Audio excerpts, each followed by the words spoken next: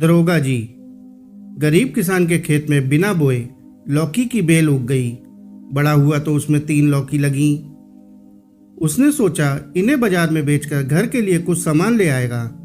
अतः वो 3 लौकी लेकर गांव के बाजार में गया और बेचने के यत्न से एक किनारे बैठ गया।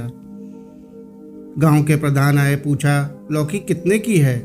मालिक 10 रुपए की, उसने दीनता से कहा। लौकी बड़ी थी। प्रधान ने एक लौकी उठाई और ये कहकर चलता बना, बाद में ले लेना।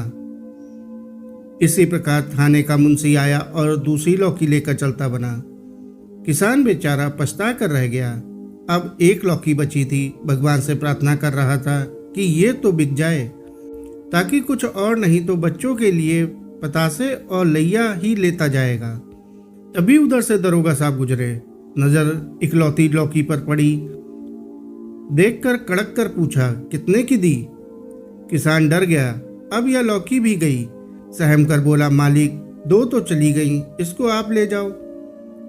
क्या मतलब? दरोगा जी ने पूछा। साफ साफ बताओ। किसान पहले घबराया, फिर डरते डरते सारा वाकया बयान कर दिया।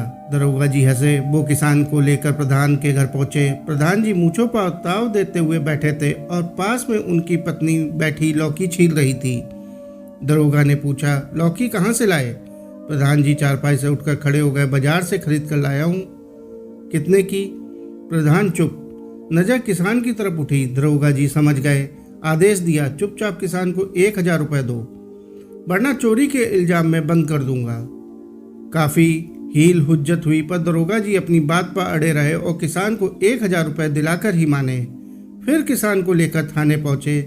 सभी सिपाहियों और हवलदारों को किसान के सामने खड़ा कर दिया। पूछा, इनमें से कौन है? किसान ने एक हवलदार की तरफ डरते डरते उंगली उठा दी।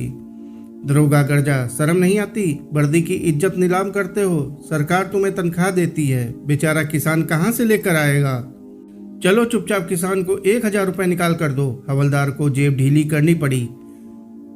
अब तक किसान बहुत डर गया था। सोच रहा था दरोगा जी अब ये सारा रुपया उससे छीन लेंगे। वह जाने के लिए खड़ा हुआ, तभी दरोगा ने हुड़का, कहाँ जाता है? अभी तीसरी लौकी की कीमत कहाँ मिली? उन्होंने जेब से पर्स निकाला और 1000 रुपये उसमें से पकड़ाते हुए बोले, अब जा और आइंदा से तेरे साथ कोई ना इंसाफी करे तो मेरे पास चले आना। किसान दरोगा को लाख दुआएं देता हुआ घर लौट आया, लेकिन सोचता रहा, ये किस जमाने का दरोगा है।